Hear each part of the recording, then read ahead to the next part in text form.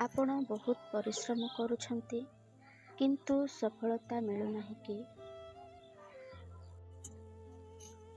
ଆପଣଙ୍କୁ ଲାଗୁଛି କି ମୁଁ ଏତେ ଚେଷ୍ଟା କରୁଛି ତଥାପି କାହିଁକି ଆଗକୁ ବଢ଼ି ପାରୁନାହିଁ? ଆପଣଙ୍କୁ ଲାଗୁଛି କି ଈଶ୍ୱର ଆପଣଙ୍କୁ ଭୁଲି ଯାଇଛନ୍ତି? ଯଦି ଏପରି ଲାଗୁଛି ତେବେ ଆଜିର ବାର୍ତ୍ତା ଆପଣଙ୍କ ପାଇଁ। ଏହାକୁ ଶେଷ ପର୍ଯ୍ୟନ୍ତ ନିଶ୍ଚୟ ଶୁଣନ୍ତୁ। ବନ୍ଧୁଗଣ,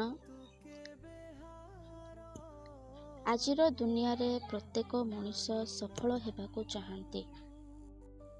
କେହି ପାଠ ପଢ଼ାରେ ତ କେହି ଚାକିରିରେ, ଆଉ କେହି ନିଜ ବ୍ୟବସାୟରେ ତ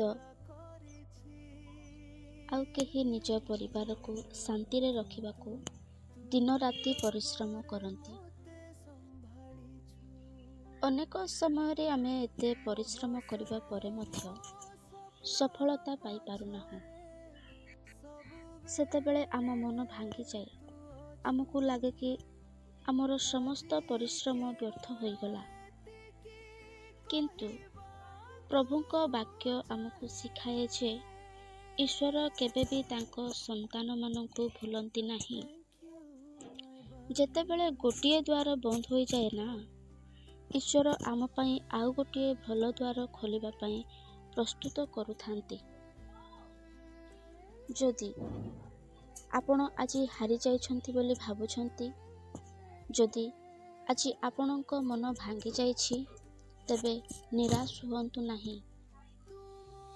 ବିଫଳତା ଅନେକ ସମୟରେ ସଫଳତାର ପ୍ରଥମ ପାହାଚ ହୋଇଥାଏ। ତେଣୁ ପ୍ରତିଦିନ ପ୍ରାର୍ଥନା କରନ୍ତୁ, ପ୍ରତିଦିନ ବାଇବେଲ ପଢ଼ନ୍ତୁ। ମନେ ରଖନ୍ତୁ, ସଫଳତା କେବଳ ଟଙ୍କା କିମ୍ବା ବଡ଼ ଘର ପାଇବା ନୁହେଁ। ସଫଳତା ହେଉଛି ଈଶ୍ୱରଙ୍କ ଇଚ୍ଛା ଅନୁସାରେ ଜୀବନ ବଞ୍ଚିବା। ଯେଉଁ ମଣିଷ ଈଶ୍ୱରଙ୍କୁ ଭରସା କରେ, ଈଶ୍ୱର ତାଙ୍କୁ ଠିକ୍ ସମୟରେ ଠିକ୍ ସ୍ଥାନକୁ ନେଇଯାଆନ୍ତି। ବାଇବେଲରେ ଲେଖାଯାଏ, ହିତୋପଦେଶ ତାର 3:5-6,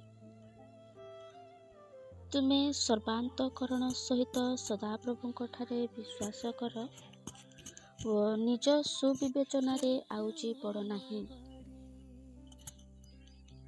ଆପଣାର ସବୁ ଗତିରେ ତାହାଙ୍କୁ ସ୍ୱୀକାର କର, ତହିଁରେ ସେ ତୁମ୍ଭର ପଥ ସବୁ ସରଳ କରିବେ। ବନ୍ଧୁଗଣ, ଆମେ କେବଳ ନିଜ ବୁଦ୍ଧି ଓ ନିଜ ଶକ୍ତିରେ ନିର୍ଭର କରିବା ଉଚିତ ନୁହେଁ। ଯେତେବେଳେ ନିଜ ଜୀବନର ପ୍ରତ୍ୟେକ ନିଷ୍ପତ୍ତିକୁ ଈଶ୍ୱରଙ୍କୁ ସ୍ଥାନ ଦେଉ, ସେତେବେଳେ ସେ ଆମକୁ ଠିକ୍ ପଥ ଦେଖାନ୍ତି। ଏହାର ଅର୍ଥ ନୁହେଁ ଯେ ଆମେ ପରିଶ୍ରମ କରିବୁ ନାହିଁ, ବରଂ ପରିଶ୍ରମ ସହିତ ଈଶ୍ୱରଙ୍କ ଉପରେ ବିଶ୍ୱାସ ମଧ୍ୟ କରିବା ଆବଶ୍ୟକ। ବନ୍ଧୁ, ଆଜିଠାରୁ ଗୋଟିଏ ନିଷ୍ପତ୍ତି ନିଅନ୍ତୁ। ନିଜ ଜୀବନର ପ୍ରତ୍ୟେକ କାମକୁ ଈଶ୍ୱରଙ୍କ ହାତରେ ସମର୍ପଣ କରନ୍ତୁ। ଆପଣମାନେ ପରିଶ୍ରମ କରନ୍ତୁ, ପ୍ରାର୍ଥନା କରନ୍ତୁ ଏବଂ ଧୈର୍ଯ୍ୟ ରଖନ୍ତୁ। ଯଦି ଆଜି ଆପଣ ବିଫଳତାରେ ଅଛନ୍ତି, ତେବେ ମନେ ରଖନ୍ତୁ, ଈଶ୍ୱର ଏପର୍ଯ୍ୟନ୍ତ ଆପଣଙ୍କ କାହାଣୀ ଶେଷ କରିନାହାନ୍ତି। ତାଙ୍କ ଉପରେ ଭରସା ରଖନ୍ତୁ, ସେ ନିଶ୍ଚୟ ଆପଣଙ୍କ ପଥ ସରଳ କରିବେ। ପ୍ରଭୁ ଯୀଶୁ ଖ୍ରୀଷ୍ଟ ଆପଣଙ୍କୁ ଓ ଆପଣଙ୍କ ପରିବାରକୁ ସର୍ବଦା ଆଶୀର୍ବାଦ କରନ୍ତୁ। ଆମେନ୍।